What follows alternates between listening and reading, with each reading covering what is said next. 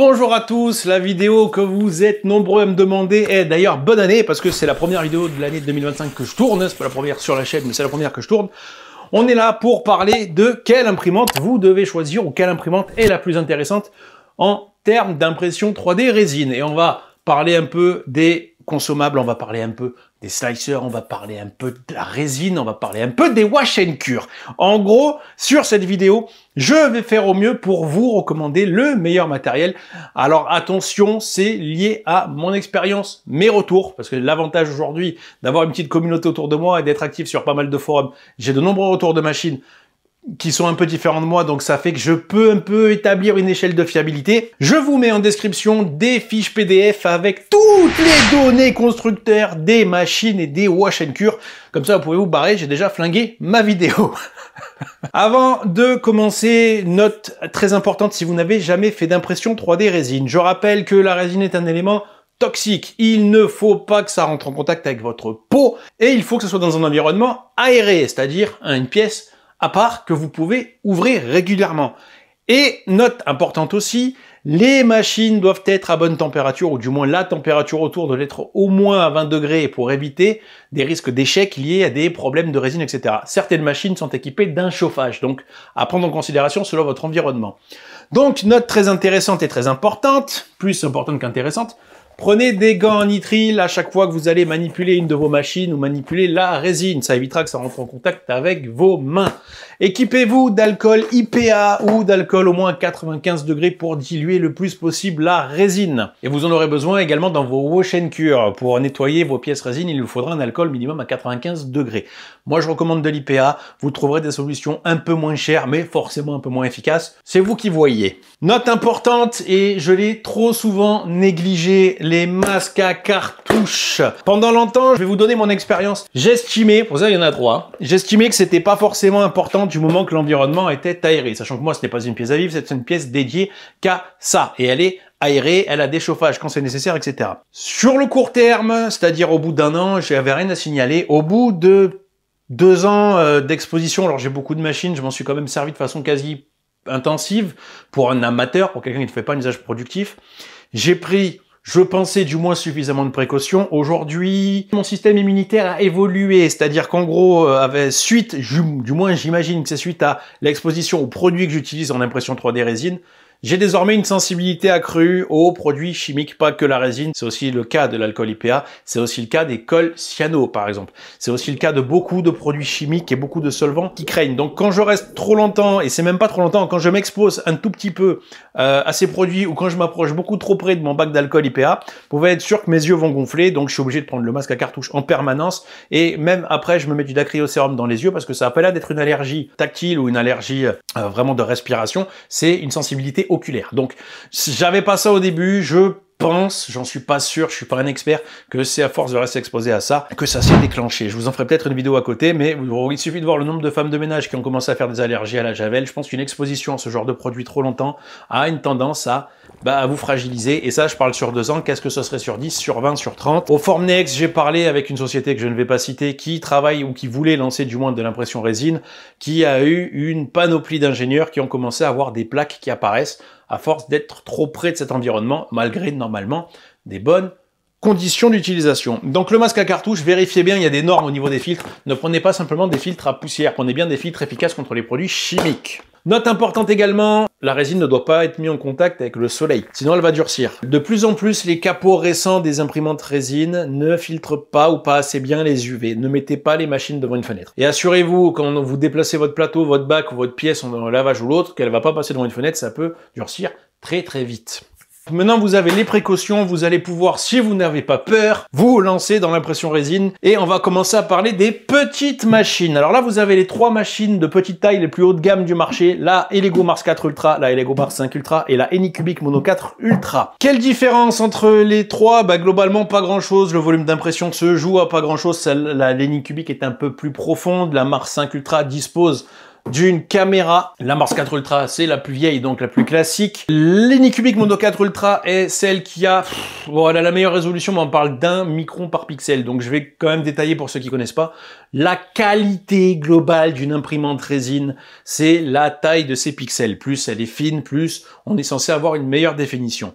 Néanmoins, et croyez-en mon expérience, aujourd'hui, toutes les machines haut de gamme, que ce soit des écrans à 30 microns ou 17 microns, à l'œil, vous êtes incapable de percevoir une différence. Donc pour moi, le principal aujourd'hui, ça va être à la rigueur la vitesse, les gadgets, le confort, le plug and play. La Mars 5 Ultra est la seule machine à proposer un auto-leveling. Qu'est-ce que c'est qu'un leveling? Le leveling, c'est la manipulation que ça se fait de moins en moins, mais que vous êtes censé faire au début pour vous assurer que le plateau soit parallèle à l'écran pour que vos pièces se décrochent facilement. Je vous mets en description mon tuto quoi faire avec une première imprimante résine. Je vous explique tout ça là-dessus. On a à peu près le même volume d'utilisation, on a quasiment la même résolution. Et les goûts ont un écosystème un peu plus ouvert, c'est-à-dire vous prenez n'importe quel slicer, il y a des accès au Wi-Fi facilement si vous avez besoin du Wi-Fi. Je parlerai pas trop des prix, sauf quand ils sont importants, parce que là, les prix bougent beaucoup sur ces trois-là, et globalement, on a un truc assez similaire. La Mars 4 Ultra semble être pour le moment la moins chère, forcément, c'est la plus vieille. Donc c'est difficile de dire quelle est la meilleure machine. À titre complètement personnel, je préfère la Mono 4 Ultra, car bah, déjà, c'est la plus récente, donc elle a l'avantage d'avoir eu les dernières technologies. C'est celle qui peut imprimer le plus vite, avec la, sur le papier, la meilleure définition. En tout cas, c'est celle que je préfère utiliser depuis son arrivée. La Mars 5 Ultra, j'ai eu des problèmes de fiabilité et je suis pas le seul. Les dernières machines des Lego ont un système de bac basculant censé augmenter la vitesse et faciliter le décollement. Dans les faits, c'est pas très flagrant et ça a des petits soucis d'utilisation. Néanmoins, c'est la seule machine qui dispose de l'auto-leveling. Donc si vous voulez pas vous casser la tête à faire le leveling, bah la Mars 5 Ultra est peut-être un bon choix. À titre complètement personnel, c'est celle que j'aime le moins. Voilà. Parce que l'auto-leveling, pour moi qui ai l'habitude, je m'en tamponne complètement. Le leveling, une fois que vous l'avez fait la première fois, vous ne l'avez plus. La Mono 4 Ultra n'a pas d'auto-leveling, mais elle dispose quand même de gadgets, c'est-à-dire qu'elle est capable de voir s'il y a des choses qui restent au fond du bac. Alors la Mars 5 Ultra aussi, mais se marche pas très bien. Et elle est capable de se rendre compte quand quelque chose se décroche du plateau. C'est pas ultra fiable non plus, mais sur mon utilisation, ça marche quand même pas trop mal. Il y a également, je précise, pour une question de budget, vous voulez des machines moins chères, vous avez la Mono 4 simple, que je pense que c'est peut-être la machine qu'il faudra acheter. Vous avez la Mars 5 simple, qui est une machine avec un volume d'impression complètement différent et un écran qui a des pixels de 35 microns, donc ça sera les machines les moins précises du game. Bon. Et vous avez la Mars 4 pourquoi pas, qui garde un écran de 18 microns. Donc je vous dirais de regarder entre la Mono 4 et la Mars 4, sachant qu'aucune machine aura de Wi-Fi si c'est pas la version Ultra. Mais à part ça, vous aurez la même qualité d'impression. Et si vous voulez commencer pour pas cher, pourquoi pas regarder les machines les moins chères. Encore une fois, regardez en PDF si vous voulez plus d'informations sur les machines, le lien est dessus.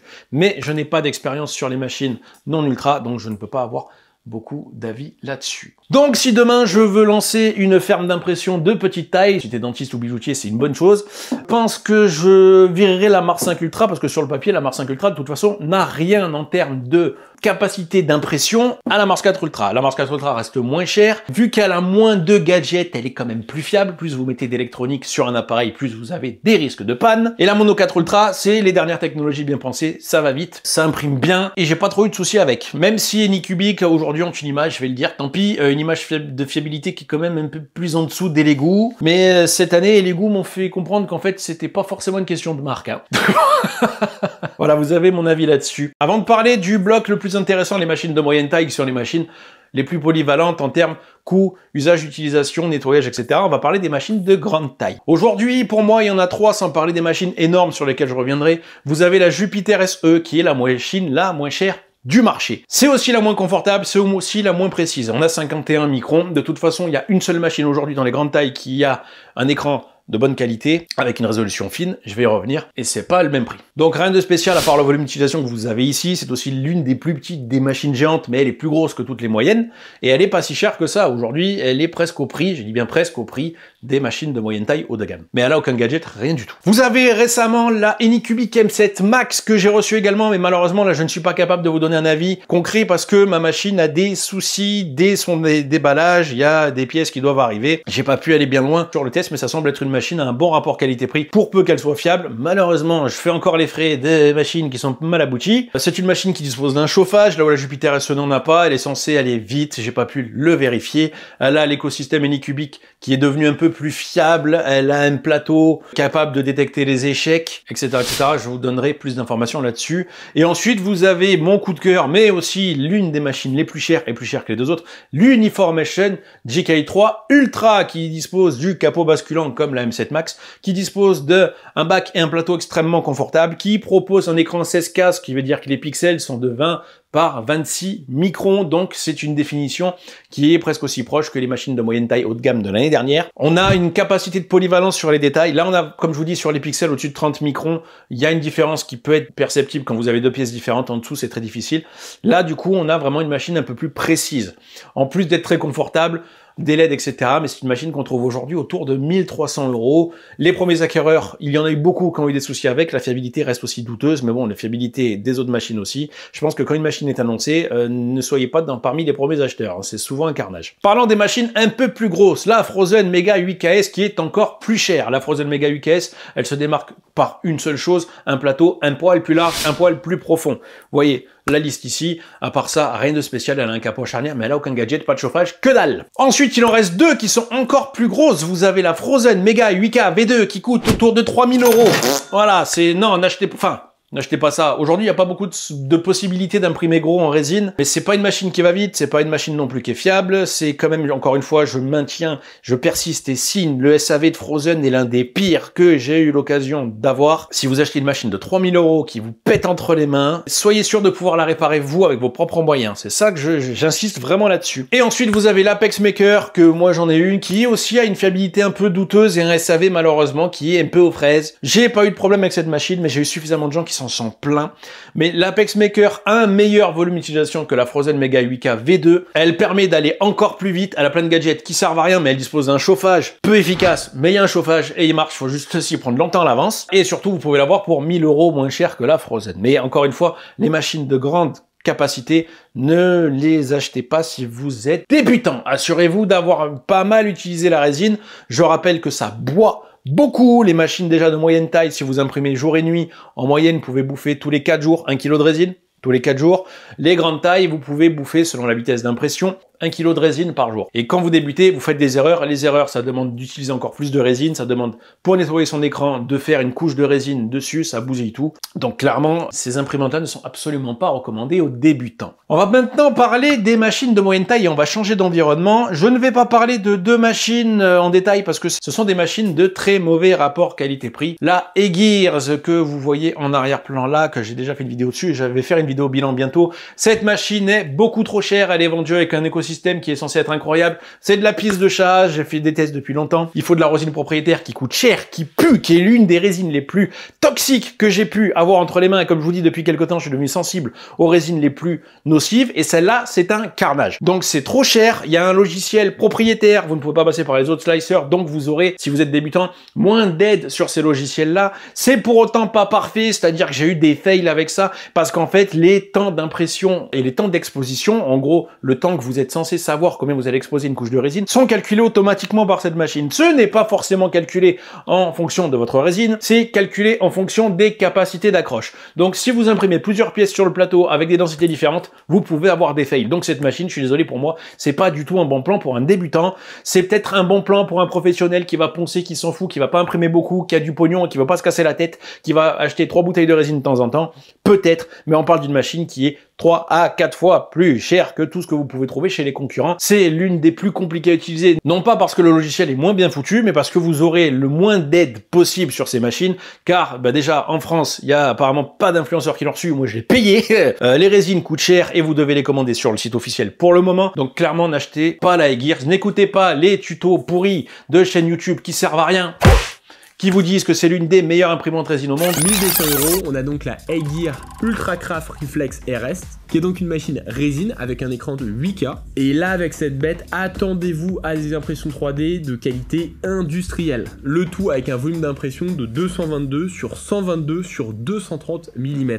Le tout avec des écarts de couche d'environ 50 microns, avec une marge d'erreur d'environ 2 microns, ce qui est vraiment très faible. Alors il faut savoir que 50 microns d'épaisseur de couche, c'est ce qu'il y a par défaut dans les slicers et toutes les machines le font. Même l'Aqitech, qui est une imprimante résine à 100 balles, peut descendre jusqu'à 10 microns d'épaisseur de couche. Et 2 microns de jeu, c'est toutes les machines. Hein. C'est quoi un print de qualité industrielle en résine?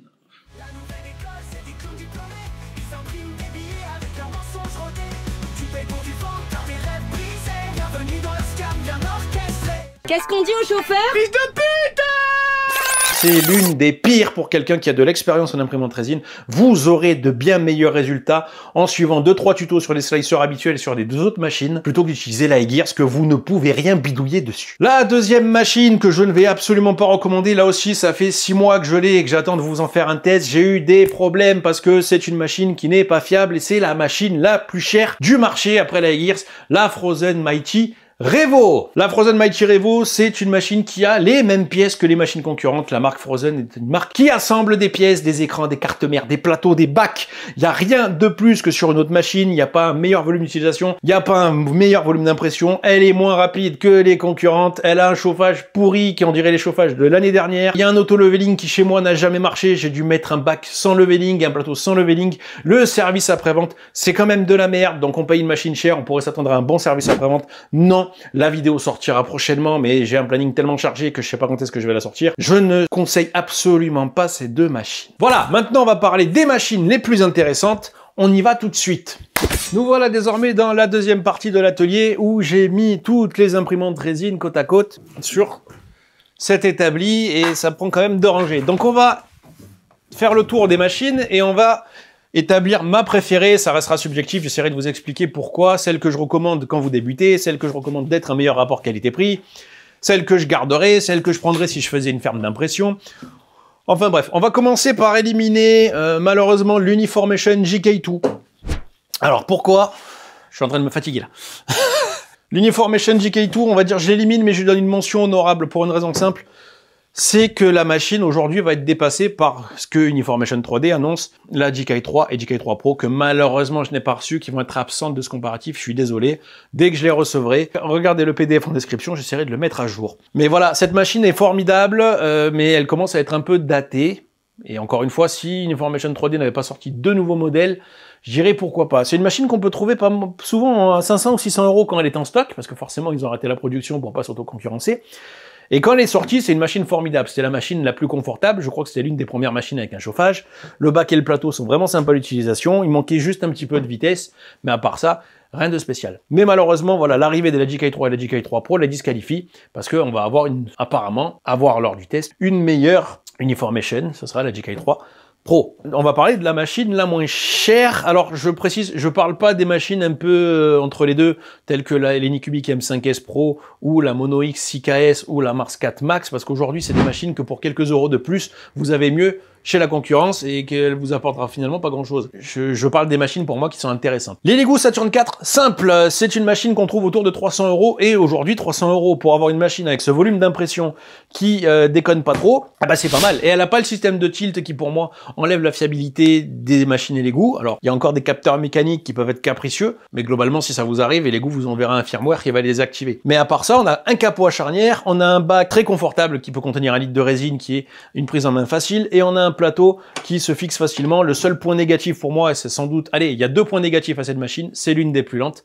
Forcément, c'est aussi l'une des moins chères. Ils ont pas pu mettre ce qu'il faut. Et on a ce système-là sur le plateau, qui fait que la résine elle a une tendance à stagner ici. C'est un peu plus compliqué à nettoyer. Faut envoyer la spatule ou faut avoir des mains fines et avoir le sopalin, tout ça. Bon, c'est un peu, vous en foutez partout. Mais ça, c'est pareil sur les machines plus haut de gamme des Lego. Mais je pense clairement que c'est une machine c'est la machine au meilleur rapport qualité-prix pour un débutant. On va parler de la grande sœur, la Saturn 4 Ultra. C'est la même en plus rapide, avec une caméra, avec du Wi-Fi et avec le système système de tilt que je déteste, mais qui permet de gratter un peu de vitesse. À titre complètement personnel, je n'aime pas cette machine. Je précise également que toutes les imprimantes résine de moyenne taille ont à peu près le même volume d'impression, ça se joue en millimètres, et un peu en hauteur. Les Elegoo, c'est du 22 cm. La Uniformation 3D, vu qu'elle commençait plus petite, c'était du 24,5 cm. Et la Anycubic M7 Pro, dans laquelle on va parler tout de suite, c'est une machine qui monte à 23 cm.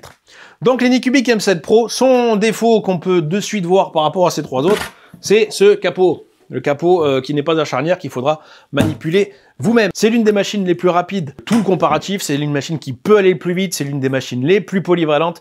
Elle est un poil plus brillante pour peu que ça ait une importance pour vous. Elle a un chauffage, mais qui rend le bac contraignant à changer. Elle a une ergonomie un peu plus sympa. Pourquoi je dis ça? Parce que la Saturn 4 Ultra et la 4 Ultra 16K, donc je vais revenir, en les boutons au fond à droite. Donc par exemple, l'exemple simple, je peux pas coller ces machines, sinon j'accède plus au bouton. L'Anycubic, vous avez un bouton général à l'arrière, que vous coupez ou pas, et un bouton d'alimentation déporté sur l'avant pour allumer la machine, et un port USB à l'avant droite de la machine. Là c'est pareil, les ports USB sont à l'arrière, c'est un peu moins confortable. Donc c'est dommage que cette machine n'ait pas un capot à charnière, parce que si on enlève le capot à charnière, perso, c'est l'une de mes machines préférées, à part le système de chauffage, car aujourd'hui, ces deux-là n'ont pas de chauffage. Celle-ci en a un, mais comme je vous ai dit, ça handicape un peu le bac, et quand vous voulez vider votre bac de résine, ou quand vous voulez changer le film de votre bac, c'est un peu fastidieux. Du coup, Anycubic, je l'ai pas avec moi, il y a la Mono M7 non pro, c'est exactement pareil, elle est censée aller plus vite, je dis bien elle est censée, je ne l'ai pas eu entre les mains, il lui manque juste un chauffage. Allez, tournez manège. Voilà, on a la M7 Max, mais la M7 Max, encore une fois, elle n'est pas dans le comparatif des moyennes tailles. Je l'ai mis là parce que j'ai pas la place à côté. Parlant des machines, Creality, on a ici la Alot Mach Pro et la Alot Mach S qui sont quasiment les mêmes machines, sauf que la Alot Mach S est un peu plus compliquée à utiliser à cause d'une source UV un peu plus violente. On a deux machines avec capot à charnière, avec prise facilité. Là où chez Elegoo, les capots à charnière, il faudra mettre une pression dessus, donc appliquer des traces. La Alot Mach Pro peut aller super vite, mais elle est difficile à manipuler. Faut pas se rater, pour moi, je la recommande à quelqu'un qui a un peu d'expérience. On a des plateaux qui sont classiques, des bacs qui sont classiques, on a une pompe qui sert à rien sur la Alot Mach Pro. La Alot Mach S, c'est la même en plus facile d'utilisation, avec un écran 14K en soi, ça change rien. On n'a plus la pompe parce que la pompe avait des défauts de fiabilité. On a un plateau qui est censé avoir une meilleure adhésion, mais après, l'écosystème ressemble énormément, le bac c'est le même, le plateau c'est le même. Pour parler rapidement des machines Creality, la Alot Mach S, autour de 500 €, elle a aucun gadget. Je la recommande pas à cause de son rapport qualité-prix. Du coup, je recommanderais presque encore une Alot Mach Pro, une Alot Mach normale. La Alot Mach Pro, on peut la trouver, quand on peut la trouver, autour de 300 €. Et après, on a la Alot Mach tout court. La Alot Mach tout court, elle est plus lente que la Alot Mach Pro et elle fait un boucan infernal. Et elle a aucun gadget, aucun écosystème, même l'interface est pourrie, il n'y a pas de Wi-Fi, il n'y a rien, c'est du classique. Mais on la trouve souvent sur le site de Creality autour de 200 €. Si vous avez un budget méga limité, pourquoi pas? Mais en temps normal, c'est pas des machines que j'ai conservées ici, c'est pas des machines que je conserverai. Parlons maintenant des deux autres Elegoo. Décidément, il y a beaucoup d'Elegoo sur ce truc-là. La Saturn 3 Ultra, qui est l'une de mes machines préférées et qui va le rester un moment parce qu'elle dispose du meilleur volume d'impression. La Elegoo Saturn 3 Ultra peut monter jusqu'à 26 cm de haut. Par contre, on a ces trucs pourris, on a ce capot à l'ancienne. Dommage. C'est ça qui me dérange sur la Saturn 3 Ultra, c'est ce capot et le bac. Le bac, il est pourri. Les vis sont toutes petites, la prise, elle est pas énorme. Le plateau RAS, il est classique, il y a du Wi-Fi, elle imprime vite, elle marche bien. C'est une machine pour moi qui est, quand elle est en promo, et elle est en promo pour le Black Friday à moins de 300 €, même moi je regrette de ne pas en avoir acheté 10 pour en faire une usine, elle est repassée à 370 balles, je pense que ça va prendre la valeur du Bitcoin ce truc là. Donc voilà, une grosse plus-value, un peu moins confortable que les Saturn 4 Ultra, pas les gadgets de la Saturn 4 Ultra et la Saturn 4 qui est en l'auto-leveling et qui ont quelques gadgets pour voir s'il y a quelque chose au fond du bac, celle-là n'a rien du tout, c'est une machine au fonctionnement classique, qui peut aller beaucoup plus vite que les Saturn 4 et 4 Ultra pour peu que vous appreniez à les bidouiller. Et à côté nous avons la toute dernière sortie qui me permet enfin de sortir mon putain de test parce qu'elle était sous interdiction de causer. Les Lego Saturn 4 Ultra 16K. La Lego Saturn 4 Ultra 16K. Si vous avez vu mes tests des Saturn 4 Ultra et Mark 5 Ultra, je les ai pas aimés du tout. J'ai eu que des merdes avec. La Saturn 4 Ultra 16K, j'ai pas eu de problème du tout. C'est une Saturn 4 Ultra avec un chauffage, parce que là, sur ces 4 machines, aucune n'a de chauffage. La 4 Ultra, c'est la seule, sachant que le chauffage, il est alimenté par 2 résistances et un bac chauffant avec un plateau qui va remuer la résine pour acclimater un peu toute la résine. On a une caméra comme la Saturn 4 Ultra et la Mark 5 Ultra, mais celle-ci dispose aussi d'une lumière qui permettra de filmer même la nuit. Après, on a 2-3 gadgets, une antenne Wi-Fi qui a disparu, tout ça, mais globalement, on s'en fout. Donc c'est là où sont les principaux intérêts de la Saturn 4 Ultra, en plus d'avoir un écran 16K qui fait que les pixels sont de 14 sur 19 microns. Globalement, évidemment. Ça, je m'en fous personnellement. Entre 12K, 14K, 16K et 8K, les différences à l'œil sont imperceptibles. On gardera la même vitesse et le même volume d'utilisation que la Saturn 4 Ultra. Voilà, maintenant qu'on a fait le tour de nos machines, on va procéder par élimination, savoir laquelle je garderai si je devais en garder qu'une. Et de toute façon, c'est ce qui va se passer. Je vais presque toutes les vendre. N'hésitez pas à vous rendre sur le Discord parce que c'est là où je vais les foutre à la vente en premier s'il y en a une qui vous intéresse. Bon, la Lot Mage Pro, elle commence à dater. Elle a rien de spécial, elle part. La Saturn 3 Ultra, je la garde. La 4 Ultra 16K, je la garde. L'Uniformation GK2, l'Uniformation GK2, comme je vous l'ai dit au début, mention honorable, ça a été une très bonne machine qui a fait son temps. Mais la relève est censée arriver. La Saturn 4, je maintiens encore une fois que c'est sans doute l'une des machines que je recommanderais plus à un débutant pour son rapport qualité-prix. À part sa lenteur et le fait qu'elle manque un peu, qu'elle n'a pas de Wi-Fi, elle fait pas trop de bruit, elle est plutôt silencieuse, elle reste à avoir un capot à charnière, ça c'est un truc que j'ai collé. Elle a un bac sympa, le plateau à part le nettoyage, voilà, c'est les seules choses que je reproche, mais les autres ont 2-3 trucs en plus, donc je l'enlève. La Lot Mage S maintenant, je l'enlève parce que au final, elle n'a pas grand chose de plus que la Saturn 4 Ultra, à part ce capot à charnière plus pratique et le plateau plus facile à nettoyer. Mais je maintiens en plus que pour le prix, elle est trop chère. On arrive à la finale là. L'Anycubic M7 Pro, la Saturn 3 Ultra, la Saturn 4 Ultra, la Saturn 4 Ultra 16K, la Saturn 4 Ultra, elle part pour une raison simple. La 4 Ultra 16K a tout en mieux que la Saturn 4 normale, donc pas d'intérêt à la conserver si on a la 4 Ultra 16K. Et là, on arrive sur le triumvirat des meilleures machines de l'année 2024 et début 2025. Là, ça va être extrêmement personnel. À partir de ce moment-là, peu importe la machine que vous choisissez, vous ne ferez pas d'erreur, du moment que vous savez pourquoi vous l'achetez. La Saturn 3 Ultra est la seule machine à n'avoir ni gadget, ni chauffage. Donc c'est quelque chose à prendre en considération pour vous. Vous débutez, je l'enlève. Ces deux machines semblent plus à même d'être utilisées par un débutant. D'ailleurs, vous débutez, vous n'en avez pas. Elegoo Saturn 4 Ultra 16K, elle reste un peu plus facile à utiliser que la Anycubic M7 Pro qui est un peu rapide et qui demande une préparation quasi parfaite de vos pièces selon la résine que vous utilisez bien entendu. Vous avez un peu d'expérience, vous avez cette Anycubic M7 Pro ou M7 tout court. Hein. Voilà, vous avez un peu d'expérience, l'Anycubic M7 Pro elle est bonne. Elle est parfaite, elle est très bonne. Les prix ont un peu monté depuis que cette machine a été dévoilée, j'imagine qu'ils pourraient redescendre prochainement. Maintenant, vous avez beaucoup d'expérience, vous voulez lancer une ferme d'impression 3D. La Saturn 3 Ultra est toujours dans la place avec ses 26 cm de haut, permet d'aller toujours très très vite, un peu moins que la M7 Pro. Mais elle peut quand même aller vite, elle peut monter jusqu'à 26 cm de haut. Ça reste aujourd'hui la machine la plus fiable que j'ai jamais eu entre les mains parce que je l'ai maltraitée de fou. C'est l'une des machines que j'ai depuis le plus longtemps. C'est celle des machines qui a le plus d'heures d'utilisation. Et pourtant, je l'adore. Si demain je lance une ferme d'impression de résine, je prends que des Saturn 3 Ultra. Et s'il n'y a plus de Saturn 3 Ultra en stock, je prendrai que des Anycubic M7 ou M7 Pro. Et s'il n'y en a plus, je prendrai que des Saturn 4 Ultra 16K. Voilà, ça c'était pour le fameux comparatif des imprimantes résine. Vous avez mon avis, c'est subjectif. Encore une fois, plus d'informations sur ces machines en PDF. Vous avez accès à la playlist où il y a tous mes tests vidéo. Si vous voulez en savoir plus, donc là vous avez les machines à éliminer de votre comparatif selon mon usage, selon votre besoin. Je pense clairement que ces trois machines, c'est celles qui se disputent avec les Uniformation GK3 et GK3 Pro que je n'ai pas encore testé malheureusement. Donc imaginez qu'il y a une quatrième machine ici. Quand j'aurai le test, on en jettera un œil. Maintenant, je vous propose qu'on retourne dans l'atelier pour parler des wash and cure et des résines. Revenons pour parler des wash and cure. Il n'y a pas eu trop de changements depuis ceux de l'année dernière, tout dépend ce que vous voulez faire. Aujourd'hui, il y a de grosses catégories de wash and cure. Vous avez un système 2 en 1, c'est-à-dire un où vous mettez votre bac d'alcool, puis vous faites laver votre pièce. Une fois que c'est fini, vous enlevez le bac d'alcool et vous avez un système de cure classique, une bande LED ou deux. Vous mettez votre pièce, ça va la durcir. Note importante pour ceux qui débutent, quand vous passez du lavage au séchage, il faut souffler vos pièces ou les sécher, les aérer pour que tout l'alcool qui est résiduel dessus soit évaporé. Si vous mettez à la cure une pièce avec de l'alcool résiduel, vous risquez d'avoir des traces blanches dégueulasses. Bon, je parlerai pas des wash and cure pour les petites tailles, je recommande une seule pour les petites tailles, c'est l'Anycubic Cure 3. Voilà, c'est moins d'une centaine d'euros, c'est du 2 en 1. Pour les moyennes tailles, en 2 en 1, vous avez l'Anycubic Cure 3 Plus, tout simplement, et l'Elegoo Mercury Plus 3.0, qui est pour moi aujourd'hui le meilleur rapport qualité-prix du moment que le prix ne bouge pas. On est autour de 130 euros au moment où je tourne cette vidéo, pour des machines de moyenne taille, qui fait tout, qui est plutôt efficace. Je pense que c'est pas trop mal. Et vous avez le Creality W03 qui L'avantage du Creality W03 pour moi, c'est qu'il y a un bac d'alcool qui est un peu plus gros et qui vous permettrait, par exemple, si vous avez à côté une Jupiter SE, de mettre des pièces un peu plus larges.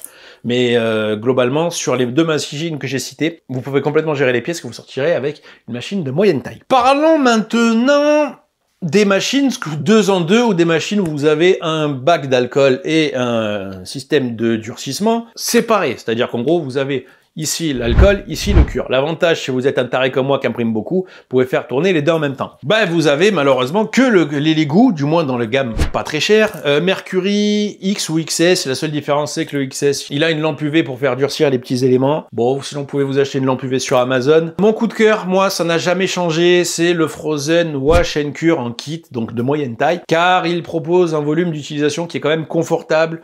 Il a un bac de 8 litres d'alcool, donc ça vous peut permettre d'imprimer des grandes pièces, notamment si vous utilisez la Saturn 3 Ultra. Il a une ventilation. La ventilation, encore une fois, c'est ce que je vous dis, si vous ne voulez pas souffler vos pièces, c'est pas mal. Vous mettez à la ventilation de vos pièces avant de les durcir, ça évitera le risque de traces blanches. En termes un peu particuliers, je vais pas vous parler des solutions de durcissement d'Uniformation 3D, je les aime pas. Voilà, je les aime pas du tout. Si vous voulez plus d'informations sur ces pièces, n'hésitez pas à cliquer sur le PDF qui est dans le lien dans la description. Par contre, j'adore le wash. Voilà, j'adore le wash. Vous avez le W2W, j'ai oublié le nom, qui est là-bas derrière. D'ailleurs, c'est le nettoyeur ultrason que j'utilise tout le temps. Moi, j'ai deux lavages. J'ai un bac de pré-lavage. D'ailleurs, si vous avez le budget, je vous recommande de faire pareil. Pourquoi pas prendre un système de wash and cure complet, par exemple le Frozen ou les Lego, peu importe. Et vous lavez votre pièce dans le premier bac d'alcool et une fois qu'il est sorti, vous enlevez vos supports. S'il y a un peu de ponçage à faire, bah vous poncez un peu vos supports. Vous pensez un peu ce qu'il faut poncer. Vous le mettez au bac ultrason derrière. Deux avantages. Le premier, c'est que la résine résiduelle va partir dans le premier bac d'alcool. Donc, il va perdre en efficacité au bout d'un moment et selon l'utilisation, il va perdre beaucoup. Au nettoyeur ultrason, qui est le deuxième lavage, celui-là n'est pas censé récupérer de résine résiduelle avant que vous ayez complètement saturé le premier bac de résine. Et dans votre deuxième bac, du coup, vous allez garder un alcool IPA propre ou à peu près propre qui va complètement nettoyer en profondeur les pièces, surtout quand c'est un bac à ultrason,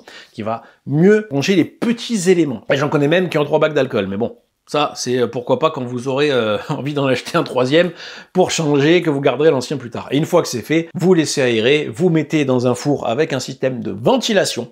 Une fois que vous avez mis le système de ventilation un moment, moi je laisse 30 minutes, après ça dépend des pièces, bah vous envoyez le cure en instantané derrière et votre pièce elle sortira nickel. Je vais mettre une petite mention honorable pour le Sunlu RC2. Le Sunlu RC2 qui est un système de cure uniquement qui coûte 78 €, donc bien moins cher que les cures seuls d'Uniformation 3D, qui a un volume d'utilisation sympa et qui a un système de ventilation. Pour moi, le meilleur combo, c'est de prendre le wash d'Uniformation 3D, le W230, et de prendre un cure à part, parce que, ou alors comme j'ai dit, prendre un cure qu'avec un autre wash pour un pré-lavage, notamment le Sunlu qui coûte 78 €, qui va servir pour les pièces de moyenne taille. Vous passez au nettoyeur ultrason qui reste la solution la plus efficace pour nettoyer, et vous le mettez dans le Sunlu. Comme ça, vous n'avez pas acheté le système de wash and cure en plus. Mais là, vous passez du pré-lavage, ou alors il vous faudra un autre bac. Regardez pourquoi pas sur le bon coin si quelqu'un voudrait un wash seul, ou alors acheter juste un système 2 en 1 que vous laisserez en mode wash en permanence. Je note également, attention quand vous prenez un système de wash, que le bac d'alcool ne doit pas non plus être soumis aux UV, donc au soleil, parce que sinon la résine résiduelle dedans risque de sécher. En soi, c'est un bon moyen de filtrer l'alcool de sa résine dans le bac, mais si c'est pas un souhait que vous voulez, ça va faire des résidus blancs dégueulasses partout, vous allez en avoir plein votre pièce. Donc, pour filtrer votre bac, pourquoi pas, mais en temps normal, faut pas le faire, sinon vous allez le regretter. Un petit mot sur les wash and cure pour machines géantes, mais ça sera vraiment un petit mot. Là aussi, les versions d'Uniformation 3D, j'aime pas ça. Voilà. Je trouve que c'est très cher. Le wash d'Uniformation 3D semble réfléchi et pensé et optimisé pour la GK3 Ultra. Si vous n'avez pas la GK3 Ultra, bah ça va être pas terrible parce que le système du Mega Wash d'Uniformation 3D, c'est que vous mettez le plateau de la GK3 Ultra et il va le tourner parce qu'en soi, il ne peut contenir que 10 litres de résine. 10 litres de résine, c'est insuffisant pour une machine géante. Moi, mon bac, il y a plus de 35 litres dedans. Bon. En autre système, vous avez l'Anycubic Wash and Cure Max. Aux dernières nouvelles, le problème de cette machine, c'est qu'elle lavait et elle séchait dans la foulée. Je sais pas s'ils ont corrigé cet élément-là. Problème de ce système, c'est que du coup, vous allez la mettre à laver avec vos supports et ça va faire durcir vos supports et ça va être un carnage pour avoir la meilleure qualité possible. Donc vous êtes au contraint, si vous voulez optimiser la qualité de vos pièces, soit de hacker la machine, entre guillemets, soit d'enlever vos supports avant de les laver. Ou alors, pourquoi pas, je dis bien pourquoi pas, de vous servir du Wash and Cure d'Anycubic comme un deuxième lavage, après avoir passé dans un bac classique et avoir enlevé les supports. J'ai pas eu la machine, donc je pourrais pas aller plus loin là-dessus. Vous avez le Frozen Mega Wash S et le Mega Cure S, dont je vous ai fait une description qui, de toute façon, vous n'avez pas encore de grosses solutions de wash and cure pour les grandes tailles et géantes. C'est aussi ça qu'il faut prendre en considération si vous achetez une machine de grande taille. C'est compliqué à post-traiter ou coûteux. Le Mega Wash S a extrêmement mal vieilli chez moi. Il a fini par se déformer. Les odeurs d'alcool ont été extrêmement volatiles. Ça sentait très fort. C'était très inconfortable. Le Frozen Mega Cure S, lui, par contre, est formidable, mais écoute, la peau des couilles, c'est 600 balles le cure, donc c'est-à-dire qu'en gros, ça coûte presque le prix d'une Jupiter SE. Voilà, c'est quelque chose à prendre en considération. Maintenant, il est là, il marche toujours bien, pas de soucis, très pratique, j'ai pas envie de m'en séparer. Voilà, après, vous avez les solutions d'Apex Maker, que je vous ai déjà fait une vidéo dessus. Moi, je suis tombé sur un cure dégueulasse, déformé, plein de soucis, du coup, je m'en suis plus jamais resservi. Et le wash d'Apex Maker, je m'en sers, le problème, c'est qu'il est pas bien étanche, et c'est pareil, c'est volatile, ça pue dans toute la pièce. Mais malheureusement, pour le volume de pièces que j'imprime et que je dois nettoyer, bah, c'est malheureusement le plus gros, donc celui que j'utilise le plus. Si vous voulez savoir maintenant quels accessoires avoir pour vous aider à utiliser l'impression 3D en plus des machines, des résines, de l'alcool IPA et des wash and cure, vous avez tout en description ou sur le Discord. Là, j'ai pas envie de détailler là-dessus. Je vous ai également fait une vidéo à cet usage-là en fonction de ce que vous pouvez vous aider. On va parler des slicers en vitesse pour les débutants. Je ne parlerai pas des versions payantes parce que les versions payantes, vous pouvez vous en passer complètement. Sauf si vous voulez plus de confort. Vous avez donc She2Box, qui est un slicer. Vous avez Litchi Slicer, et c'est tout. Vous avez Voxel Dance Tango, mais Voxel Dance Tango n'a pas de version gratuite, il n'a qu'une version d'évaluation. Quitte à prendre une version payante, ben, je vais parler pour ma paroisse, je vais parler de Litchi Slicer, qui aujourd'hui, la version la plus haut de gamme, propose d'avoir une bibliothèque de fichiers présupportés. L'une des plus grosses difficultés pour un débutant, c'est, d'acheter de ces fichiers et de les trouver, parce que les fichiers de bonne qualité sont coûteux, ou alors nécessitent un abonnement à un Patreon, etc., ou du piratage, mais pas vous dire de pas le faire, faites ce que vous voulez, mais vous rentrez dans un jeu qui favorise un mauvais business et en plus vous risquez d'avoir des mauvais fichiers. J'ai souvent eu le problème qu'ils disent j'ai imprimé ce fichier, il marche pas, il y a rien qui sort et en fait le fichier était corrompu, soit à cause de son téléchargement, soit parce que le site où il a pris c'était de la merde, ou alors parce que c'était une première version et que l'auteur derrière il avait corrigé. Bon, ça je peux pas vous le dire. Donc Litchi Slicer propose une bibliothèque de profil, c'est-à-dire que vous n'êtes pas censé avoir besoin de calibrer votre résine du moment que quelqu'un utilise la même machine et la même résine que vous. Vous aurez une bibliothèque, comme ça vous n'aurez pas trop besoin de faire des tests. Pas dire que c'est optimisé, je vous dis de mon expérience, je suis tombé sur beaucoup trop de profils à l'arrache. Et vous avez une bibliothèque de fichiers présupportés ou pas selon ce que vous voulez faire pour imprimer des pièces là-dedans. Ça peut être intéressant, regardez de plus près, et si vous voulez, tous les liens sont en description. Si vous aimez She2Box basique, vous n'aimez pas Litchi, vous voulez une version pro, la version pro de She2Box permet de forcer les trous, par exemple, parce que c'est vrai que les vidages des fichiers de She2Box, parfois c'est un peu complexe selon les ondes, vous avez une meilleure panoplie pour gérer vos différentes imprimantes, vous avez des opérations booléennes, vous avez quelques options, notamment sur les supports manuels, etc., que vous n'avez pas sur les versions gratuites. Voilà, donc ça, pour commencer, passez sur une version gratuite, testez Litchi Slicer gratuit, testez She2Box gratuit, et si l'un des deux vous plaît et que vous voulez aller plus loin parce que vous êtes devenu accro à la préparation des fichiers 3D, pourquoi pas opter pour une version premium. Et pourquoi pas Voxel Dance Tango. Aujourd'hui, je vais vous citer mon expérience. Je tiens à préciser que Voxel Dance Tango, je collabore avec sur certaines vidéos, mais j'ai aucune consigne. Voxel Dance Tango est aujourd'hui le slicer le plus rapide d'utilisation, celui qui slicera les pièces le mieux. C'est aussi le slicer qui a les meilleurs profils de support automatique en fonction de la taille de votre pièce. Il y a plein de profils à charger si vous prenez la version Ultimate qui est coûteuse et vous avez des trucs de fou adaptés à peu près à pas mal de machines. Le principal problème pour moi de Voxel Dance Tango, outre l'ergonomie qu'on aime ou qu'on n'aime pas, et outre le prix, c'est que souvent des machines les plus récentes sont référencées très tard. Je sais qu'à l'heure d'aujourd'hui, la Mars 5 Ultra par exemple n'est pas dessus, donc j'imagine que les machines de fin 2024 et début 2025 n'y sont pas non plus. Voilà, ça c'était la parenthèse sur les slicers. On va maintenant parler des résines. Je ne recommande pas du tout les résines constructeurs. Ni Lego, ni Anycubic, ni Creality, ni Frozen, ni Uniformation 3D.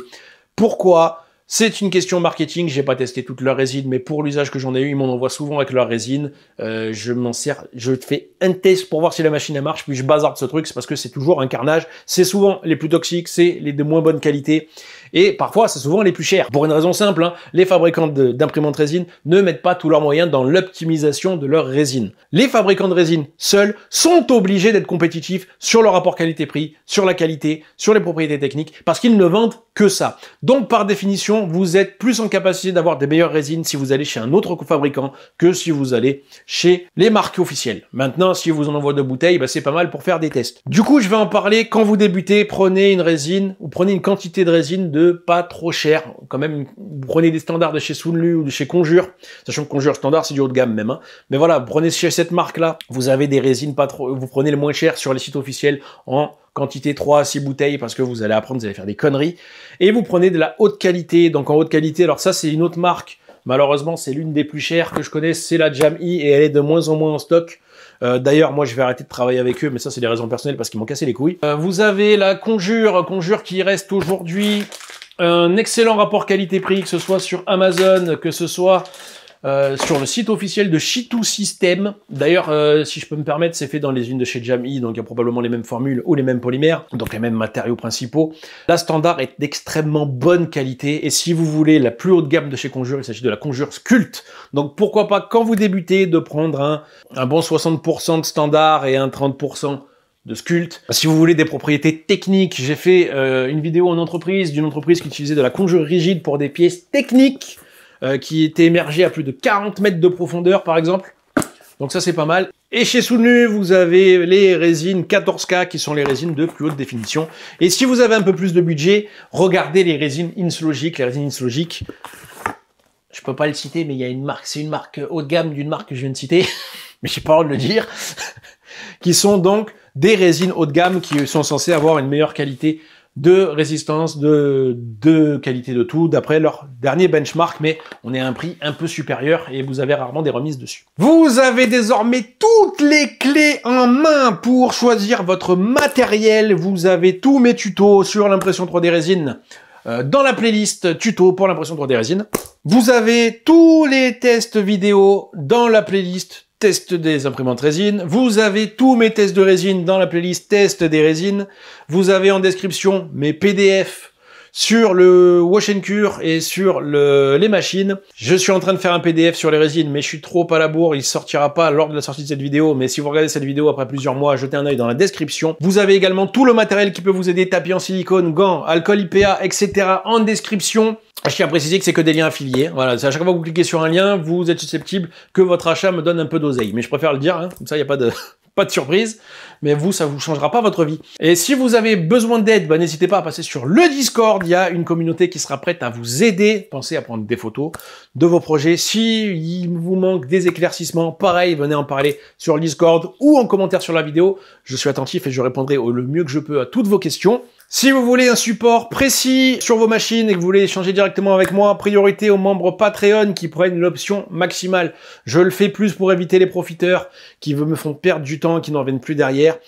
C'est pas énorme, ça vous fera d'économiser pas mal de résine et je suis extrêmement sollicité de plus en plus ces derniers temps. On parle de 20 à 50 MP par jour. J'essaie d'être actif sur le Discord gratuitement pour tous ceux qui le demandent. Si vous voulez vraiment que j'essaye d'être attentif à vos besoins, il faudra passer par mon Patreon.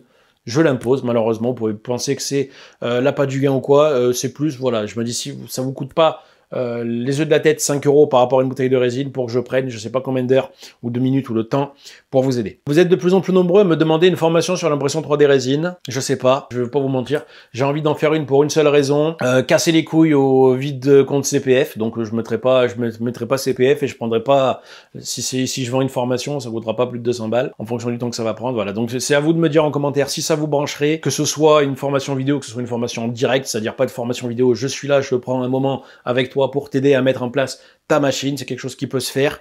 J'ai de nombreux projets qui sont en cours, très personnels, et peut-être certains qui se feront grâce à l'initiative du public. Si ça vous branche, je vous en parlerai prochainement. Merci à tous pour votre soutien, que vous me suivez depuis bientôt 2 ans. C'est très touchant. Merci aux abonnés de la première heure, merci aux derniers abonnés. Merci à ceux qui supportent mon caractère, mes aléas, mes tracas. Merci à tous d'avoir suivi la vidéo jusqu'ici. Je vous laisse avec le bêtisier.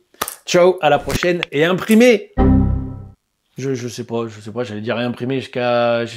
Et imprimer vers l'infini et au-delà. Ouais, c'est pourri. Bah, vas-y, je me casse. Allez, bah, ciao et à la prochaine.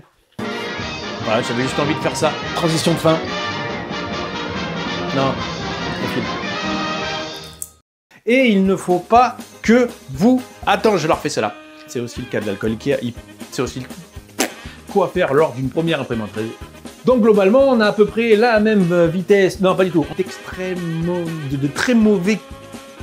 Ceci étant dit, on va désormais changer d'environnement pour aller parler des machines. Non, avant de parler du. Oula. Avant de parler du gros des. Oh là là là. Qu'on craint. Elle est un peu. Voilà. Mercure, il y a les deux en un, c'est-à-dire que vous avez une machine où vous avez le système de lavage que vous enlevez quand vous n'en avez plus besoin, qui va servir de système de cure à l'emplacement gavé. On va la refaire. L'Anycubic Cobra, oh l'Anycubic Wacom, l'Anycubic Cure 3 Plus, les deux meilleurs accessoires nécessaires. Voilà, pour moi le meilleur combo qui fait des machines de moyenne type. La résine ne doit pas être mise en contact avec le soleil, sinon elle va durcir. Donc je pense... Oula, alors déjà je fais un cut, je vais dire au début. L'Anycubic M7 Pro est l'une des machines les plus rapides du système, du système nerveux, bref. On voit bien. Elle a un bac qui restait un peu confortable à part ses petites vis. Non, en fait, non, je retire ce que je viens de dire. C'est... Bah pour... je sais pas comment... Je sais pas le terme, là. Pour acclimater un peu. Je me fatigue là, putain. Parce que le système de la GK3 Ultra, c'est sur le système du wash de la GK... Oula. Moi, pour le volume de liquide que je... Pour le... Ouh. Et vous avez une bibliothèque de maths. Il faudra que je les prenne un cachet. Pas où aller. Je me suis épuisé. C'est la vidéo la plus longue que j'ai tournée de ma vie. Bon. Et ça fait un moment que je suis là en plus. J'essaie d'être actif sur le forum. J'essaie d'être actif. Tous ceux qui ne peuvent pas me blairer, allez vous faire foutre. Du coup, regardez pas, ça vous plaît pas. Voilà. Cette phrase, je vais la virer. Je vais la laisser que dans le bêtisier. De toute façon, dans le bêtisier, il y a que les vrais qui suivent parce que dans mon webcam, il y a marqué 5% de l'audience arrive au bêtisier. Bref.